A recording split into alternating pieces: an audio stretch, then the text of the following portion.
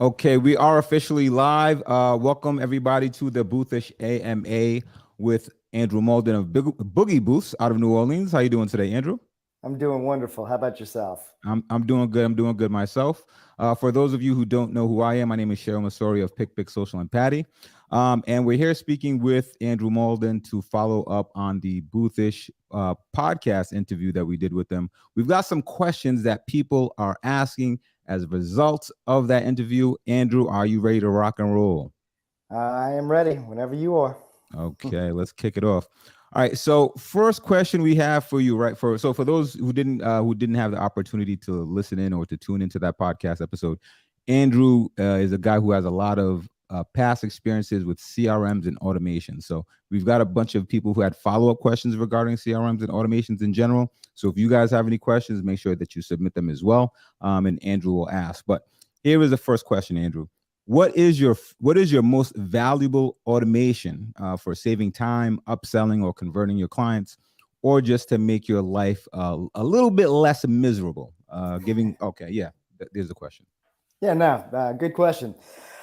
And as simple as it sounds, just the email automations. We really take a lot of pride in our responses to just inquiries. So when someone sends us, "Are we available for a certain time?" we auto respond with a certain package that's based on their event type, and we build those packages out so that we try to give them as much information as possible, including upgrades, all the different kind of services that we can offer, so that we kind of use our templates as a salesperson in essence. So I feel like there are automations on the email side, just trying to give people enough information so it cuts that back and forth down as much as possible. I felt like that's a big part of what we do, and just making sure that they're thorough, it's got everything you need, and hey, what about these options too? Have you thought about these? Just putting bugs in people's minds. So that's where we fell. I've got a follow up question for you for that. So when you're sending this automation out with the email for the sales, is it just one email that's being sent, or is it a series of emails? It depends what type of client. So obviously, when they fill out the form, it asks what type of event it is, and then based on the type of event, it auto responds with a certain email based on the specific event type. So if it's just a standard event, then they might get a basic kind of email with our standard packages. They don't need to know about camera arrays. They don't need about AR, anything like that. So if it's a simple one, they get a simple response. If it's a more complex event, it might be, hey, here's our really cool experiential options. Obviously, we need to talk a little bit further to get some more details, but they're kind of they're determined based on the event type that the client is asking about. So some, like I said, are easy. Some can be a little bit more complex, that ask a series of questions, we get answers, then it automates another one that comes back based on those answers. So try and get as much information as possible before we get on the phone with them. Can you give an example of, I guess, what type of question is asked in one of like the mid, I guess, halfway through it that triggers like another set of emails? Does that make sense? Yeah, I guess like a lot of stuff we do, there's different options. So I guess I'm just trying to think of a specific one where let's just say we make LED signs. So you may get a wedding package, and then you ask about an LED sign. Then there's a follow up with LED information on, Okay. the types of, the colors, the fonts, the backer. So there's that kind of stuff where, maybe you're not looking for an LED. You don't need all that information about all of the stuff that we do. If you Yeah. are, boom, then we ask you the follow-up question. So at that point, we can come back with the information you're looking for faster, quicker, and more in line with what you're looking for, and not try to go back and forth 10 times to get to the same answer. So the Yeah. more information we can get, the better and faster we can make this interaction. Yeah. All right. Next question we have. I'm a new photo booth owner struggling with how to best market and get consistent business. Any advice that you have there? Yeah, I mean, it's time. I mean, it's all about the relationships. You got to put time into the people that are in the industry. You need to know your industry. You need to have good websites. You need to have good marketing material. You need to have all your bases covered, so that when that client calls you, that when they hit your website, that you have a clean, professional website, your marketing is on point, your email signature, everything needs to be in line to make it look like you're the company they want to work with. I know I see people that have Gmail accounts. It's great, but you can get an account that has the email address at the end of it. So there's a lot of things that I would put that kind of come before the horse, that to get those, I'd say to get those kind of key components set in place, so that when that client or those upper echelon clients start coming to you, they feel comfortable knowing that you've done this before. You're not a newbie. You could be a newbie, but if you set that perceived value high, then they're going to think that they're working with a company that they want to work with. So did you see that Facebook post? Is that what you're referencing, that Dave Stevenson asked about the Gmail accounts? I did see that, and it kind of tied into kind of my whole thought process on, you got to look professional. You got to act the part. You got to play the part.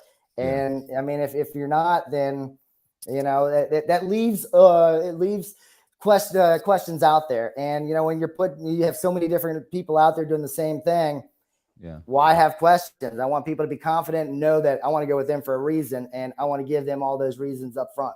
Yeah. And I think what some people got lost in that, or maybe I think maybe the disconnect that certain people had was that, yes, you're going to do great. You can do great with the Gmail account and the Yahoo and Hotmail and all that stuff. But once you're trying to break through a certain barrier and get past that point where you're at, you know, if Coca-Cola comes looking for you, comes looking for a photo booth, or whatever marketing company they're working with, if that particular booth company is using a Gmail account, you know, how do you think that conversation is gonna go, Andrew? I mean, these clients, their reputation's on the line when they're talking with you and when they're hiring you. So the second they see a Gmail, and I mean, I could be completely mistaken, and some people could be one way or some people could be the other, but I would rather be confident to know that if someone sees my email address and it's got my company name in it, they're gonna look higher upon that than if somebody that has a Gmail or Yahoo with I am sexy at yahoo.com. Right? That's not the person that's gonna instill a lot of confidence. Oh yeah, you may look good, but can you actually do photo booth stuff? Yes, sir. So, that's the question that needs to be asked. So we'll move on to the next question for you, Andrew. What is the best CRM for beginning photo booth companies?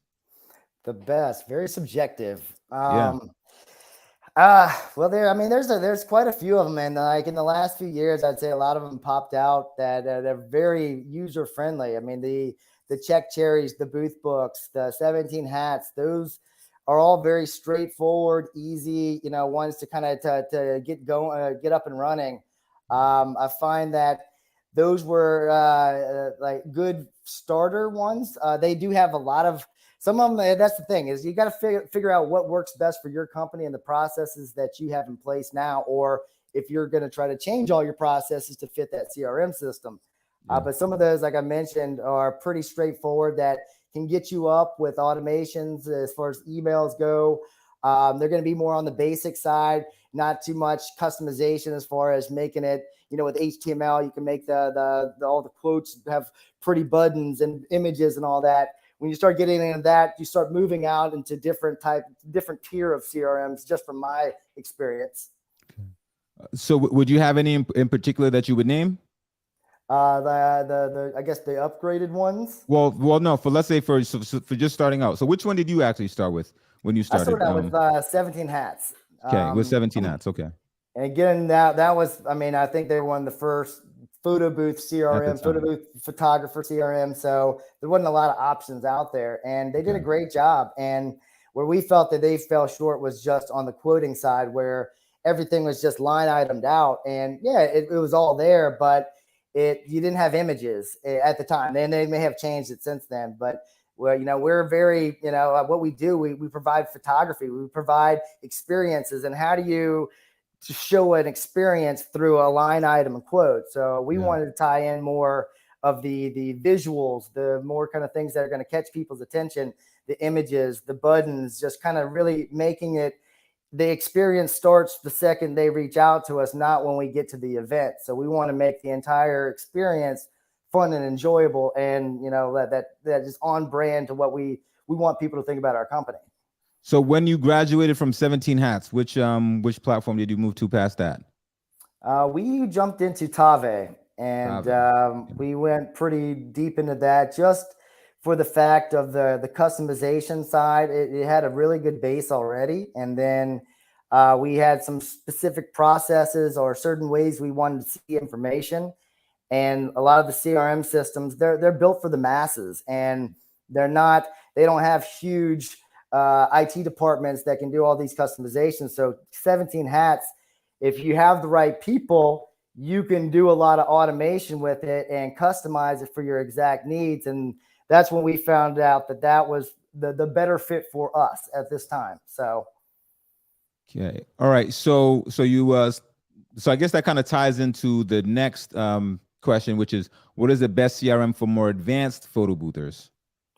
I mean, again, like I said, it's all, a preference, but Tave worked for us because it allows for webhooks to get put in place so that we can pull information out of Tave and display it on custom dashboards that we created.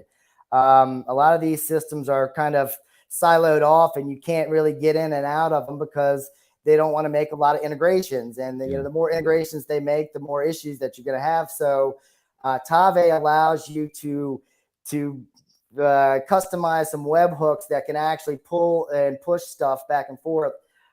So we found that to be our best. Obviously, there's Salesforce.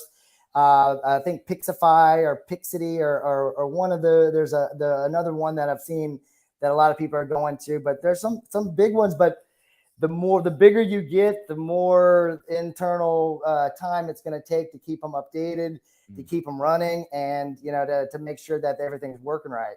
Yeah. All right. Next question. What should you be looking for when you're choosing a CRM?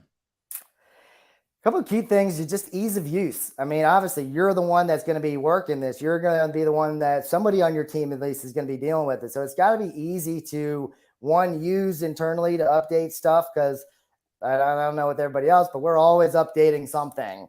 Yeah. We're adding a package, or we're changing a package, or we're kind of tweaking things. So it's got to be user-friendly on the back end, but ultimately user-friendly on the front end too. So when a client hits it, that it's easy to go from each quote, each template, that it makes sense, that the buttons are in the right place.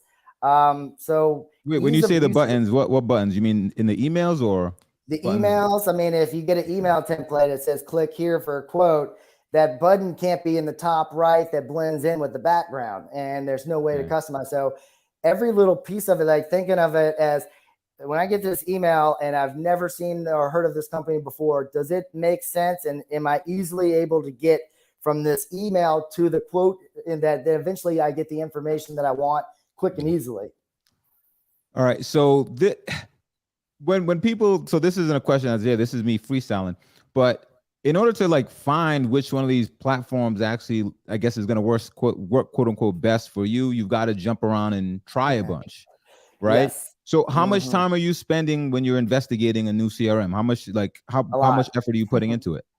A lot. I mean, a CRM to us is your core system that's really gonna kind of operate, help your operations and all your sales processes. So we took a lot of time, and at the time when we were deciding from 17 Hats to whatever, we basically grabbed every possible one out there. I think we tried 8 or 9 different ones, and we gave it a 2 to 3 week trial period, however long their trial was. And we would have a certain packages that we would put in there and see how long it took us to put in a standard package, how long it took to build a more advanced package, how long to set up this automation, just so we can kind of start seeing, how easy it was to set this up. But like I said, it's definitely very time consuming, and to jump into one and then switch to one was not what we're looking to do. It was something that we wanted to, put the time in, so that when we made that decision, we were going to stick with it for a while. And as you were experimenting with each one, were you integrating it into your website right off the bat? No. We ran them in siloed, almost like a sandbox environment where we could test it. It could fully operate, but we never tied it to the website. So we could Okay. see all the functionalities, we could see everything in real time, but it was never connected to, because again, that experience when our clients hit that website, we didn't want to have bugs and tweaks and, oh, we're testing this one out. We wanted to have a point where if we rolled out to something, it was going to be pretty close to usable. So that obviously there's going to be bugs, but not as many of them. Okay. All right. Makes sense. We'll jump on to the next question. What tools of your current CRM, which is Tave, right? What tools of your current CRM are you underutilizing and want to start using more of? Yeah, so with Tave, I got to say we use it to the max. I'm not probably not as much as some people, but I feel that we take a lot of the functions of it, the possibilities, and we really use them. One thing that I want to do more of is just more of the customization side. We have a lot of automations built. We have a lot of templates built.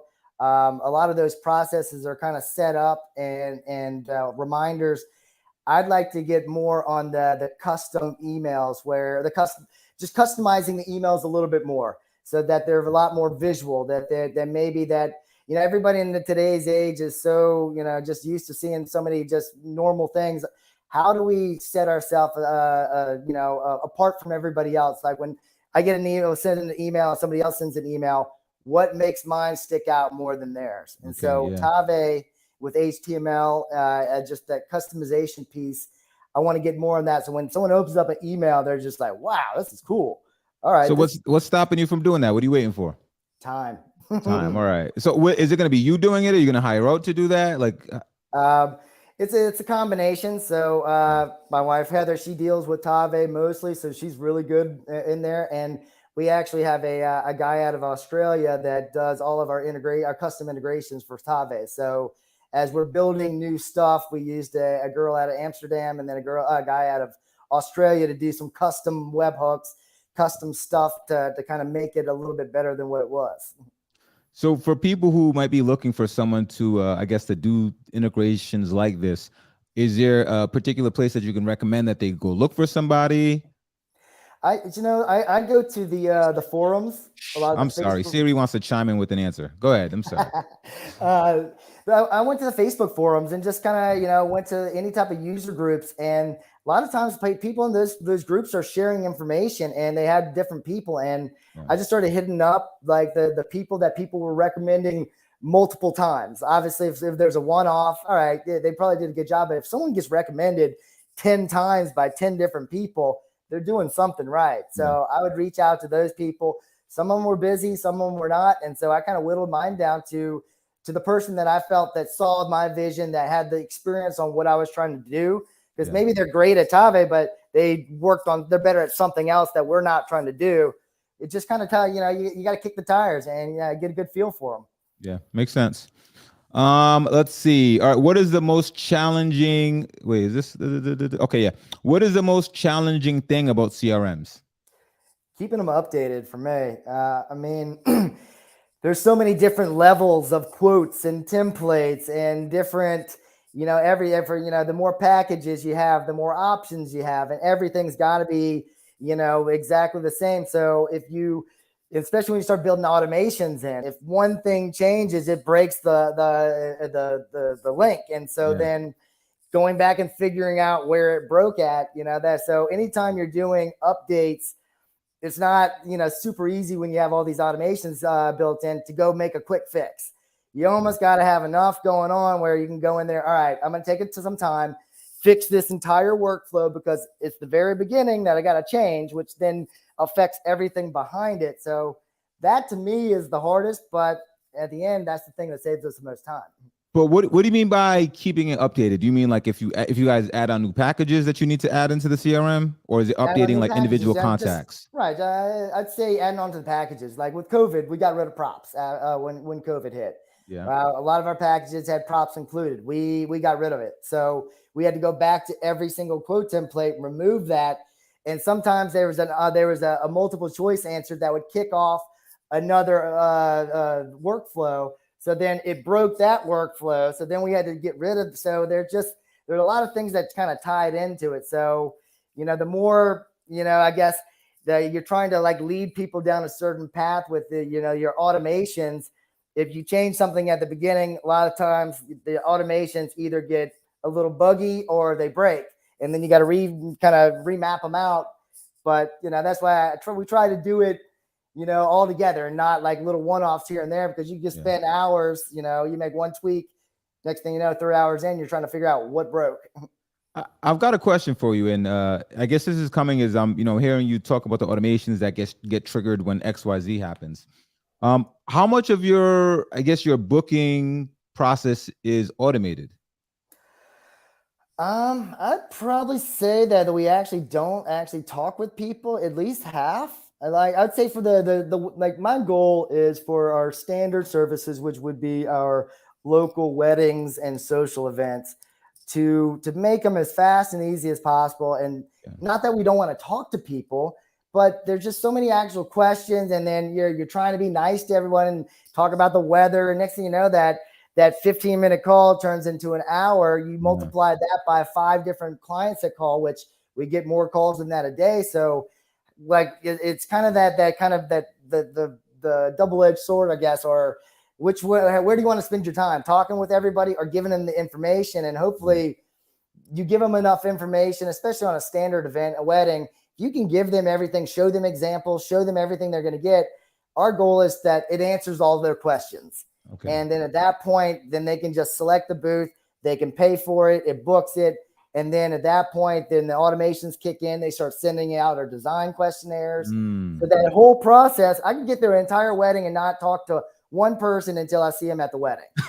And not to saying that that's the ideal situation, but ultimately on the process side and internally, that's what we kind of want. Like, because we can do more stuff, and that process is just running all the way through, and it works. Yeah, that's the whole purpose of having systems and automations in general anyway, so you can spend more time doing other business generating activities. Exactly. So I assume then that your automation, when they submit the form on the website, if it's a social event, birthday party, wedding, they go into, I guess, one workflow. And if it's a corporate event, they get into another workflow, and then you guys try to be a little bit more hands-on with those type of clients. Is that what it is? Right. For the wedding ones, it kicks off, very a standard thing that all the weddings kind of fall into the same, kind of category. Same with social and weddings. Local social to us and weddings are kind of similar to each other. Just we don't offer scrapbook service with social stuff a lot of the times. But then with the corporate stuff, there is a stop point that we hit on purpose where, that client sends us an email, we auto respond with the information that they're looking on based on the questionnaire that they fill out. But then after that, we call them and we want to actually talk to them, because we want to know, hey, is this a checkbox that you're trying to check off for this event, or are you looking for something really cool that's gonna, that's gonna wow your client? Or, sometimes, hey, if it's a checkbox, cool, we can just push you through this process. You're worried about your time. You just want to get something in the corner. Your boss wanted you to have a fun photo experience. Cool, you got it. Or are you trying to find something that's going to really engage the guest, that's really going to make that lasting memory, that impression? That's a conversation that we want to talk with, where maybe they thought they just wanted a iPad drop-off booth, but then it turns into a full-on interactive set with custom development that they didn't realize we could do that. So it's kind of that we always with corporate want to hit a stopping point, and we want to have that conversation where, okay, cool, you just want something simple. Hey, here you go. Here's the rest of the information. It can take you through the process. We're kind of hands off. Or if you want to start talking about more stuff, then let's have that conversation. And more times than not, there's more to it than they initially allude to. All right, hold on. I know we got CRM specific questions, but I got to ask you this. What type of questions are you asking in that conversation to find out if it's just a checkbox, or, hey, listen, you guys really want something cool and kick ass? Yeah, I mean, we ask, all right, where's it at? Because, I mean, the venue can say a lot where it's at. I mean, if it's out in the middle of a field, it's probably not, at your VA, bingo hall. It's probably not the, like the conversation. They're not going to want anything crazy. They're at the Ritz-Carlton or some crazy ballroom that that they're paying a nice price for. Okay. That, to me, that conversation goes in that direction more. So we kind of look at that. And then we also ask, so what is the theme of the party? like what's going on? If there is no theme, that means that it's really, now we start leaning more towards the checkbox side. If there's, how many people, if there's 50 people, maybe it's just a cocktail reception. They don't even have, how long is it? I mean, you can't do some things in an hour.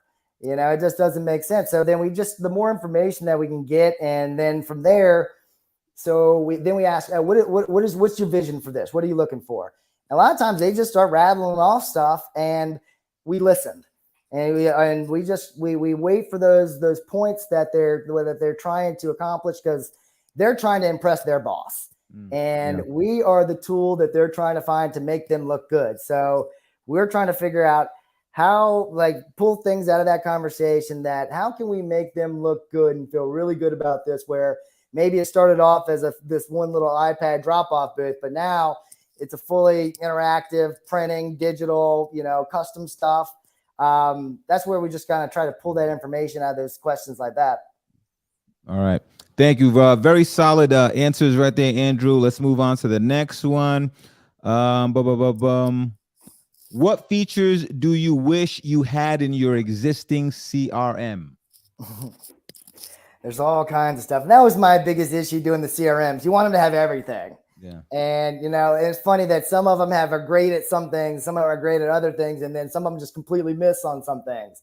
So I learned that, they can't be everything. But if I had a few things that I wish, inventory management, being able to keep track of what is going out, what's been booked, and so that you're not double booking certain backdrops that, like just on the backdrop side, we don't have an infinite amount of backdrops. So if we have a certain color or a certain pattern, and somebody already books that, we don't want to book it again for the same exact night. So having that type of inventory management, Tave doesn't really have that side piece of it. So we're actually looking for something right now for that. Another thing, scheduling. Obviously, everybody has scheduling, and it's kind of a separate beast in itself. But if we're going to say, wish it nice to have, that would be nice to have everything all in one. Because if you got staff, you got to schedule them, and you got to keep track of stuff, and then you got to pay them. So that's a whole nother system right there. But if it could be all included into one, and we only had to go to one dashboard, that would definitely make it a lot easier and save us some time. But So Tave, 17 hats, booth book, check cherry. If you guys are listening in, if you want Andrew's business, this is what it's going to take. All right. So in your CRM systems, do you define warm, hot, and cold leads? And if yes, what type of emails do you send to each one? We don't go to the extent of warm, hot, cold. We look at all of them as hot leads, and they either, you're hot, and if they want it, like in our industry, usually they're going to buy. They're pretty fast. They don't kick the tires for very long. This is not buying a car. It's not something you're going to live with, for the next 5-6 years. So we know these are quick transactions. So our thought is to get in there, get the business fast. And so if we don't hear from them after, a few days to a week, we write them off. Okay, so after a week, that's basically your funnel. After 1 week, they're out of it. The information out there. If it's about a price thing, like the people's prices are online, they've gotten our pricing, so there's not a lot to think about. So to us, and we have so much coming in where we could sit there trying to go after other people, but we got more coming in where we're getting the people that want them right away. And our close rate is close to 70 to 75% on a lot of people that call in. So there isn't many that get past that. And if they do get past it, then at that point where it's kind of like first come, first serve, where if they wait, they lose that date. So we kind of push people to move faster. So we're not trying to check up on them. So would you say your sales timeline is a week then? Your sales cycle? I'd say, for the time someone hits us up and books, I'd even say a day. Within 24 hours. It's usually pretty instant. And that's why I feel like having a very thorough process, whether it's manual or automated, just that gives them all the information. The questions if you do these events, it's the same thing every time. So you should know your service. So our thing is give them everything that they need and let them actually be able to visualize what they're getting.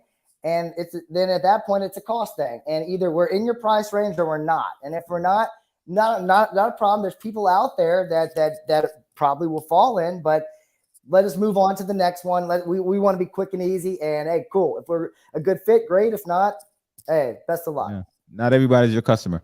Got to always keep that in mind. All right. So this next one is a 3-part question. We'll try to take it slow. For an early stage business, and hold on. And all you, the questions that we have in the chat, we're gonna get to you guys as well. All right, I promise. For an early stage business, it can be tough to identify exactly what positions beyond booth attendants and people that you need to put in place in order to expand. For example, office managers, sales, project managers, etc. So the first part of this question is, beyond finding the right people to fill roles, how do you identify exactly what roles you needed to create to begin with? Yeah, that's a good question. So first, figuring out who you are in the business and what are you doing. Are you the salesperson? Are you the operator? Are you the event person? You can't be everything. Well, initially you can, but eventually, like you said, you're going to have to start delegating those responsibilities. So ultimately, as a business owner, you're the one. What are you best at, and what are you started a business for a reason, because you wanted to do something. This is your time to pick what you want to do. You don't have a business to do everything you don't want to do. So find out what you want to do. If it's sales, then you need probably an operations person or some type of event manager. If you are an operator, you want to be more on the hands-on, you're going to need a salesperson. Myself, I came from the sales background, but I liked operating and making things happen. And I'm very hands-on. I like to troubleshoot stuff. I like custom clients. Don't get me wrong. I could sell any day, but I found that my piece, I could do more. I could provide more value on the operation side and being able to make those tweaks, those decisions, those processes. And then that's when I filled in my wife to the sales side, who I knew had the sales background. She was, like I said in our previous meeting, she was number one in our company for our IT sales. So I knew she knew how to deal with clients. She knew how to deal with large scale customers, knew how to treat them. So I felt there was more value for me going to the operations side. And then I put her in place. And I mean, from there, we tripled the size of the company within a year, just on being able to respond to these leads, talk to them, provide them the information that they want, talk to them in the way that they want to be talked to feel comfortable. And then we're able to deliver it. She could put it on a platter for me. And then it was my job to take it and make it happen. So basically, whatever she could sell, I could do. And that's kind of the duo. And it doesn't have to be your wife, obviously, or your husband.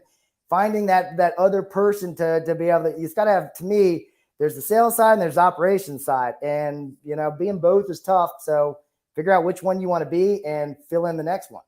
Yeah. All right. Second part of that question. What are the most valuable positions to put in place first? And valuable in terms of time or profit, I guess. Like I said, to me was sales, just because it takes a long time, and especially on the corporate side, they have a million questions, and if you think they could put them all into one email, it would be nice, but it's 10 different emails, 5 days, with a day apart. So 10 days of emails to get the same exact information. So it's just, there's a lot of time. And then, going into that, and then when you put all that time into it, when do you have time to really test, to get everything dialed in? So to me, it was sales, having that person that could spend the time with those clients, those customers, making them feel good.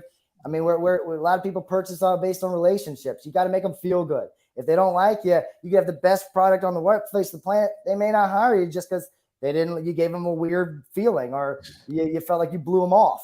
Yeah.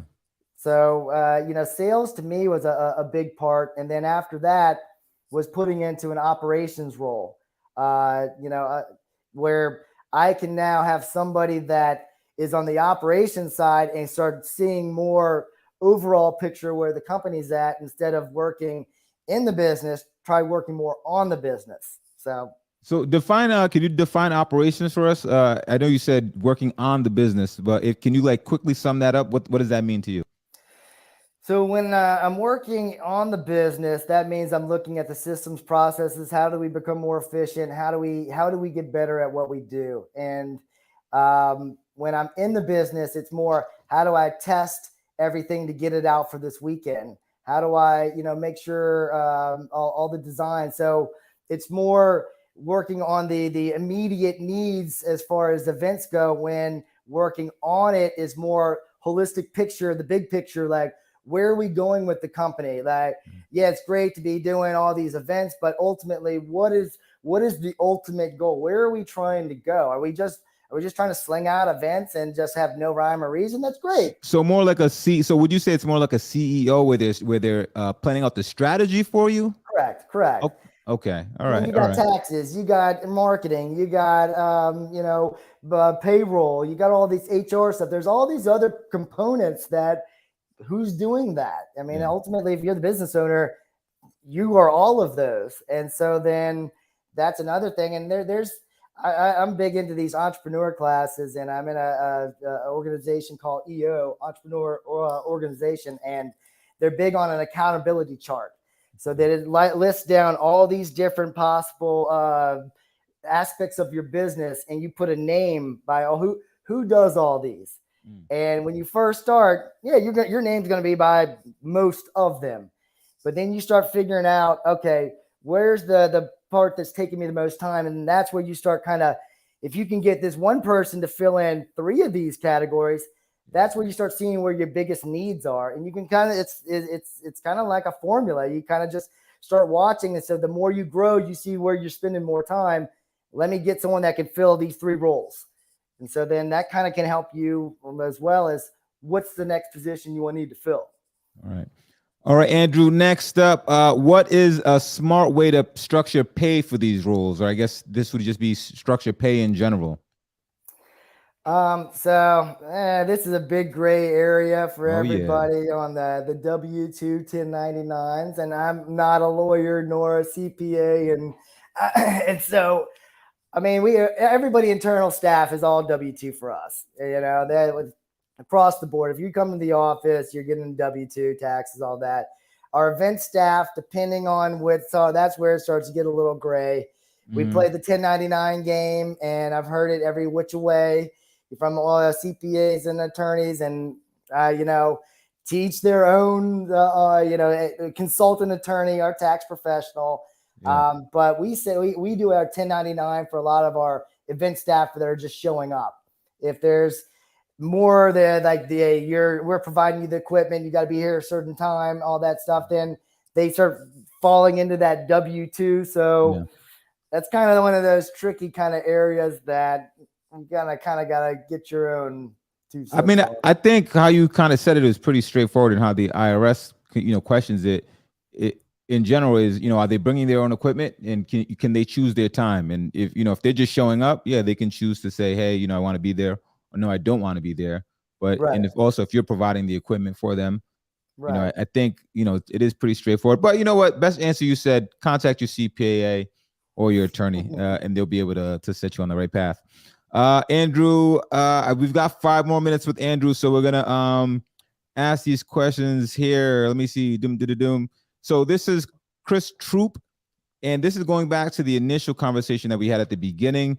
Is it through a dynamic form on the site itself? I think they're talking about when you're getting these questions that are being put into the CRM, and then all the automations are being sent off. How are you getting that initial data set? I think that's what Chris is asking. Yeah, they're built-in forms in Tave that can really do it. They're very powerful. You can get into the nuts and bolts of them and build a lot of HTML into them. So Tave's got a lot of powerful tools inside of it. So yeah, those are all dynamic. You can have them build. You can have them customized to pretty much your liking. However, when the issue that we find is pulling information out of Tave is the issue. It's a very closed system.